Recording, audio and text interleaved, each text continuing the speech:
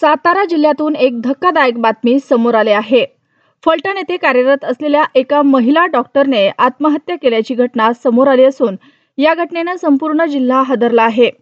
मिळालेल्या माहितीनुसार फलटण उपजिल्हा रुग्णालयात कार्यरत असलेल्या या तरुण महिला डॉक्टरचा मृतदेह शहरातील एका हॉटेलमध्ये आढळला।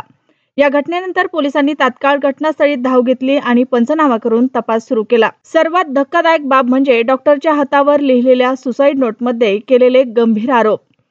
त्या सुसाईड नोटमध्ये महिला डॉक्टरने थेट पोलीस निरीक्षक गोपाल बदने यांच्यावर 4 वेळा बलात्कार केल्याचा आरोप केला आहे। एवढंच नाही तर दुसरा पोलीस प्रशांत बनकर यांनी तिला मानसिक त्रास दिला असंही या सुसाईड नोटमध्ये नमूद करण्यात आलं आहे।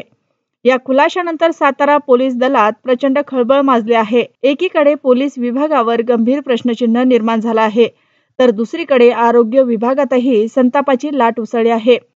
पोलिसांनी या प्रकरणी गुन्हा नोंदवून चौकशी सुरू केली आहे।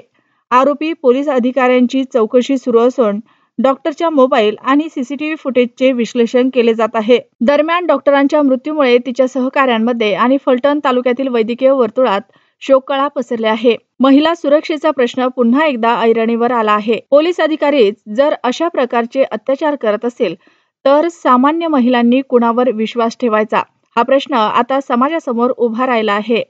या प्रकरणाचा तपास वेगाने सुरू आहे आणि आरोपींवर कठोर कारवाईची मागणी होत आहे।